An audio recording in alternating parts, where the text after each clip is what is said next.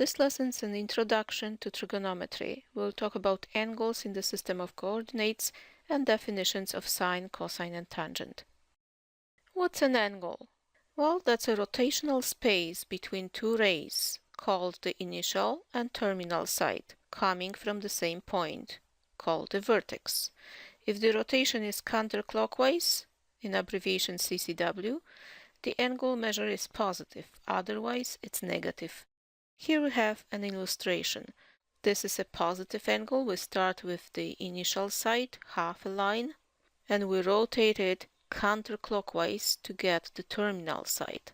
So the angle is the space between these two sides. The point that the two half lines starts from is called the vertex of the angle.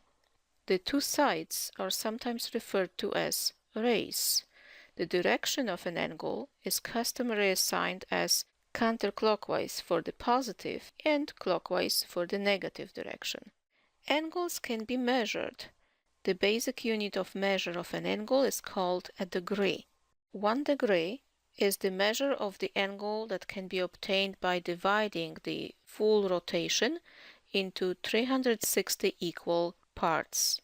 That comes from assigning to the full rotation the measure of 360 degrees. If we want to be more exact, we can cut this 1 degree measurement into 60 smaller parts, which are called minutes. So this sign represents minutes. And then we can cut the minutes into seconds. 1 minute is the same as 60 seconds.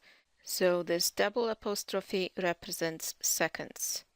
To refer to a particular angle, if there's no confusion which angle we have in mind, we can use just its vertex with an angle sign. For example, angle A. That's a sign representing angle, and that's its vertex. However, to distinguish between a few angles that starts from the same vertex, for example, if we'll have another ray like this, calling this angle as angle C can be misleading. So for clarity, we choose one point on each ray, in this case A and B, and then we can name our angle as angle ACB. The vertex must be positioned at the middle between the other two letters. Since often we are interested in the measure of an angle rather than the physical angle itself, it's convenient to name angles by a single letter, customary a Greek letter. For example, we could name the angle ACB as the angle gamma, and the angle AC, let's say D, as the angle alpha. Here are the Greek letters frequently used to name various angles, or rather their measure: alpha, beta, gamma, sometimes delta, but definitely phi or theta. What else should we recall about angles? Well, complementary angles are the angles that add up to 90 degrees. So here's an example of complementary angles. Okay, this one, let's call it alpha, and that one, let's call it beta. Alpha plus beta is equal 90 degrees. Therefore, these two angles are complementary. While supplementary angles are angles that add up to 180. And we can give example of two or more angles that altogether add up to 180, half a rotation. For example, let's call this angle alpha, and maybe that one beta, and that one gamma. Here we go. So angle alpha plus beta plus gamma equals to 180 degrees. Therefore, these three angles are supplementary. In this course, we are going to refer to angles that are placed in the system of coordinates. We place them as follows. The vertex of our angle should be at the center of the system of coordinates, and the initial side should follow the positive part of the x-axis. Also, a positive angle is going to rotate counterclockwise. So this is an example of an angle in standard position. Let's look at our system of coordinates. Our two number lines, the two axes, cut the plane into 4 infinite regions. Those will be called quadrants. And for easy reference, we number those quadrants, starting from the top upper quadrant And going counterclockwise, we have quadrant 1, 2, 3, and 4. Therefore, an angle in standard position, that means with the initial side following the positive x-axis, and for example, terminal side also following the positive x-axis, will be an angle of measure 0, isn't it? Because we didn't rotate at all. However, if this is our initial side and we rotate our angle 90 degrees up to here, that will be terminal side, then we have a right angle. So angles like 0 degrees, 90 degrees, 180 degrees up to here, or 270 degrees from the initial side till the negative part of the y-axis are called quadrantal angles. So quadrantal angles are those with terminal sides on one of the two axes. 0, 90 degrees, 180, 270, and so on. We can go farther. For example, the angle 360. Notice that the 0-degree angle and 360-degree angle has the initial and terminal side being exactly the same. However, formally those are not the same angles, because for the 0-degree angle we didn't make any rotation, and the 360-degree angle makes one full rotation. A non-quadrantal angle is identified with a particular quadrant just by observing the position of its terminal. For example, we say that a 30-degree angle is in the quadrant 1, while a 190-degree angle is in the quadrant 3. What are coterminal angles? Well, as the name suggests, those are the angles that will have the same terminal. For example, the angle of 0 degrees or 360 degrees. Here's another example. The angle of 60 degrees has this blue arrow terminal, and the angle of 420 degrees has exactly the same terminal. However, it is larger by a full rotation.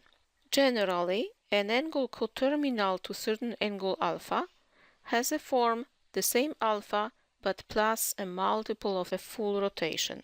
So this is the general form alpha plus n times 360 for certain integral n. So n could be 1, 2, 3, or -5, any integer. Notice that if n is 0, we have exactly the same angle alpha.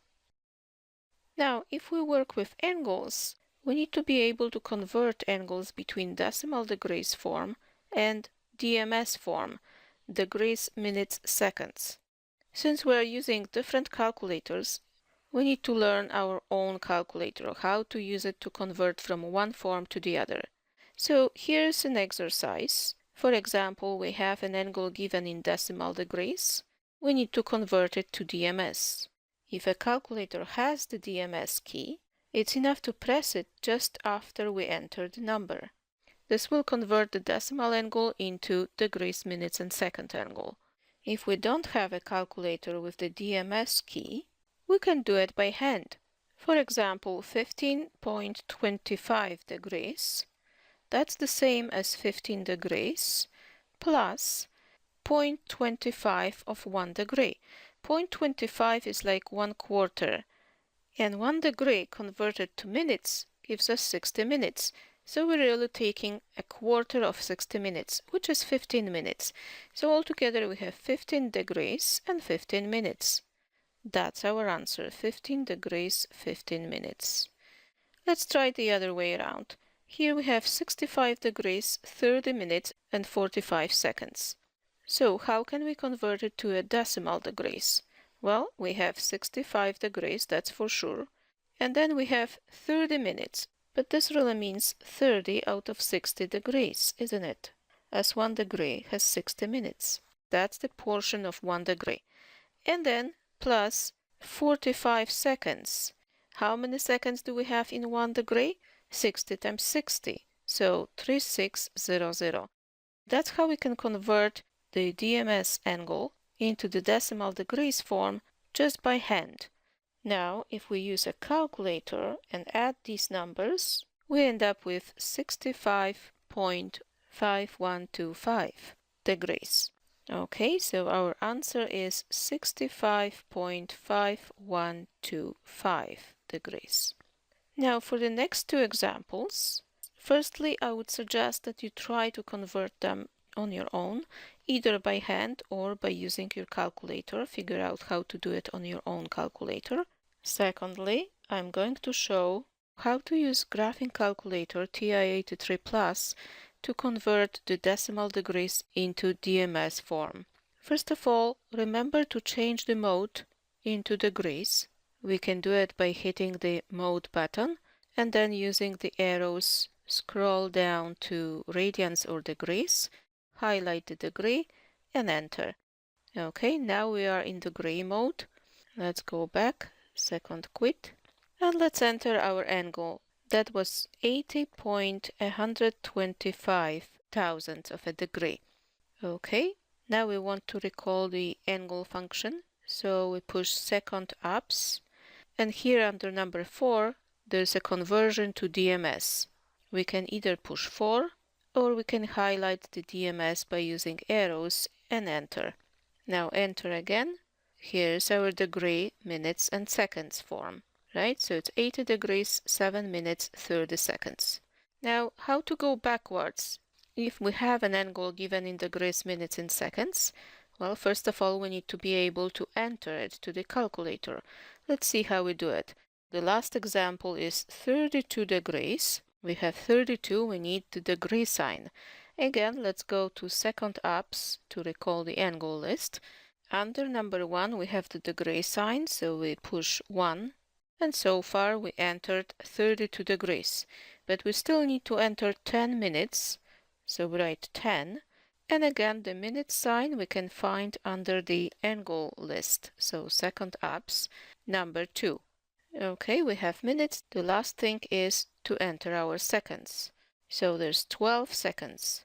This time, the second sign is not under the angle list. We're actually using this green quotation mark above the plus sign. So alpha plus. That gives us the seconds. And now when we have our angle entered, it's enough to hit the enter key. This will automatically convert our DMS angle into the decimal degree form. Okay, so let's enter those angles to our table. 80.125 degrees, that's the same as 80 degrees, 7 minutes and 30 seconds. And 32 degrees, 10 minutes and 12 seconds converts into decimal form as 32.17 degrees. In the next example, we are asked to find a positive and a negative coterminal angle to the given one. So in the first case, we have 74 degrees. To make another coterminal angle, we can either add 360 or subtract 360. If we add 360, we end up with 434 degrees, which is our positive coterminal angle. And when we subtract 360, we end up with negative 286 degrees. Another coterminal angle, but this one is the negative one. Let's try to do the same with the next one. Again, by adding 360 to negative 81, we end up with 279 degrees. Please double check this on your own. And when subtracting 360, we end up with negative 441 degrees. You're welcome to do the next question on your own. By adding 360, we end up with 475 degrees. And by subtracting 360, we have negative 245 degrees. We can create infinitely many coterminal angles, but in this question they ask us only about one positive and one negative. Okay, now we are ready to start our trigonometry unit. What does it mean? Trigonometry is simply the study of triangles. Trigonometry. Metry stands for measurement. Tri stands for tree, gono, polygon. So three-sided polygon is a triangle, and we are going to measure all sides and angles of a given triangle. So the first thing that we'd like to notice is that in all right-angle similar triangles with the same acute angle theta, the ratios between their corresponding sides are equal. So if this angle is theta, And if we place our triangles in the system of coordinates like this, we know that the ratios between the corresponding sides are equal because the triangles are similar. So it happens that these ratios depend only on the angle theta, which means we can create different functions of theta by looking at different ratios. For example, if we want to compare the opposite side to the angle theta, and we compare it to the hypotenuse, which is this side, the longest side of a triangle, if we look at this ratio opposite to hypotenuse in a small triangle, it will be the same as the ratio of opposite to hypotenuse in a big triangle. And this particular ratio is called sine. In a general right-angled triangle, not necessarily in the system of coordinates, with the acute angle theta, the side opposite to angle theta is the one that we see across. So that's our opposite side. Here we go. The longest side, which is across the right angle, is called hypotenuse. So that's this side. And finally, the side that is close to the angle, but it's not opposite, it's called adjacent. So that's this side.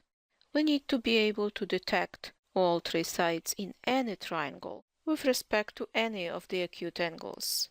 If our angle of interest is, for example, at P, the opposite side will be the one that we see across. Similarly, the adjacent side will be different. So the angle determines the opposite and adjacent sides. Hypotenuse is always the same. It is the longest side, it is across the right angle. Okay, what other ratios are of our interest? For example, we may want to compare the adjacent side to the hypotenuse. The ratio of adjacent to hypotenuse is called cosine. If we look at this triangle, adjacent to theta would be the purple side and the hypotenuse the red side. So purple to red will give us cosine. And finally, the third ratio that we'll be interested in is the comparison of opposite, for example, let's take this side, over adjacent over that side. So opposite over adjacent gives us the tangent ratio. We need to memorize those definitions of sine, cosine, and tangent. To help ourselves memorizing it, we can follow the mnemonic SOHCAHTOA. Sine is opposite over a hypotenuse, like here. Sine of certain angle theta is opposite over hypotenuse. Cosine K, cosine is adjacent over hypotenuse. And TOA, tangent, is opposite over adjacent. So that should help us to memorize this. Notice that we actually created functions of the angle theta because those ratios depend only on theta. If the theta changes, the ratio will change. But if the theta is the same, no matter how large is the triangle, the ratio of its sides will still be the same. So this is the definition that we must memorize and be able to use it fluently in various situations. Let's try. Refer to the given triangle to find the following ratios. Here we have a triangle ABC. The AB is the hypotenuse with length 5, and the other two sides have length 4 and 3. So it's a Pythagorean triple, which means we're indeed dealing with the right-angled triangle. So, what is sine of alpha? Well, we need to focus on one angle at a time. Focus on angle alpha. Therefore, this side will be our opposite with respect to angle alpha, right? And that one will be adjacent with respect to alpha. Our hypotenuse is 5. So, sine of alpha is opposite over hypotenuse, so it is 3/5. Cosine of alpha is adjacent over hypotenuse, so it's 4/5. Finally, tangent of alpha is opposite over adjacent, so it's 3/4. Let's change our angle. This time we can focus on angle beta, meaning that this side AC, it won't be adjacent anymore, it will be opposite to beta, and that's adjacent with respect to beta. Let's finish those ratios on your own, please. Did you get sine of beta 4/5? I hope you did. Cosine of beta 3/5, and tangent of beta 4/3.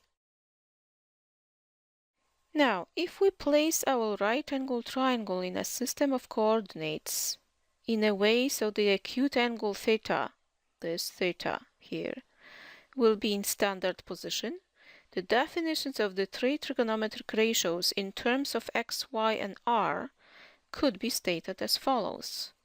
Okay, we have our triangle ABC positioned in such a way that theta is in standard form. So the side AC is on the positive x-axis and the side AB is on the terminal of the angle theta. Now when we drop perpendicularly B onto the x-axis, that gives us the vertex C, right? We have our right-angle triangle. Let's look at the coordinates of point B.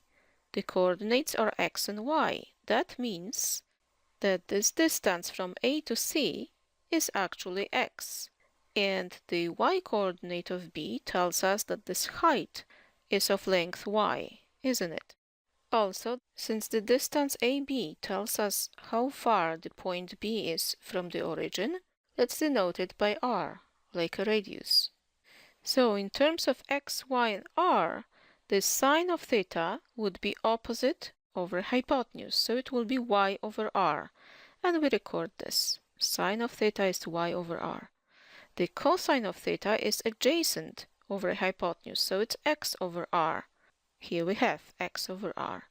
And finally, tangent of theta is opposite over adjacent, so it's y/x. y/x. So this way we develop definitions of sine, cosine, and tangent in terms of x, y, and r. We're going to use those definitions quite often, so please try to memorize them. Notice that using these definitions allows us to calculate trig ratios of any angle theta from 0 to 360. The angle theta doesn't have to be acute anymore. To find values of the trig ratios, it's enough to know just the coordinates x and y of a point on the terminal side of the angle, as r can be calculated using the Pythagorean equation r squared equals x squared plus y squared. So as soon as we have the coordinates of the point B, x and y, we can find the r value, so we can state the values of sine, cosine, and tangent for any angle from 0 to 360. That's great. This setting will allow us to extend the definition of trigonometric functions to all angles from 0 to 360. Let's practice. The terminal side of an angle theta in standard position passes through the point -3, -4, as on this diagram. So our point, let's call it P, has coordinates -3, -4, and we can create a right angle triangle like this.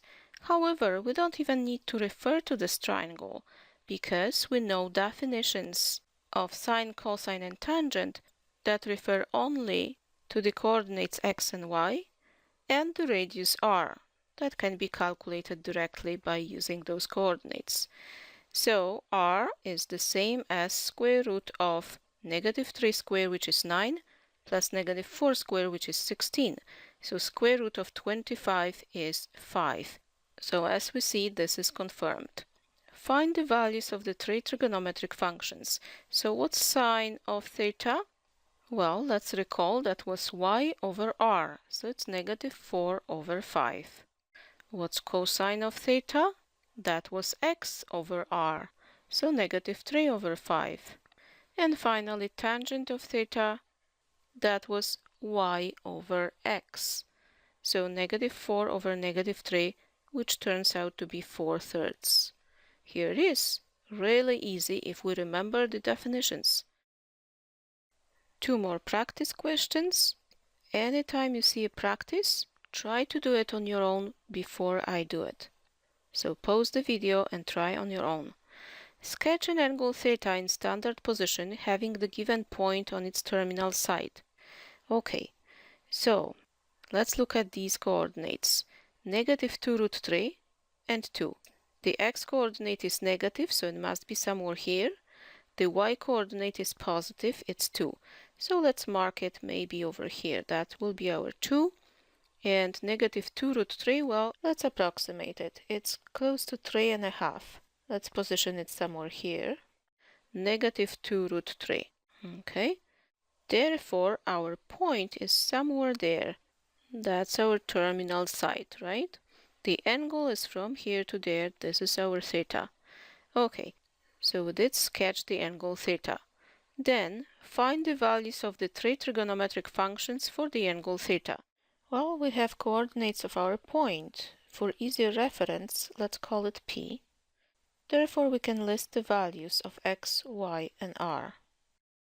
How much is x? Negative 2 root 3. Y? 2.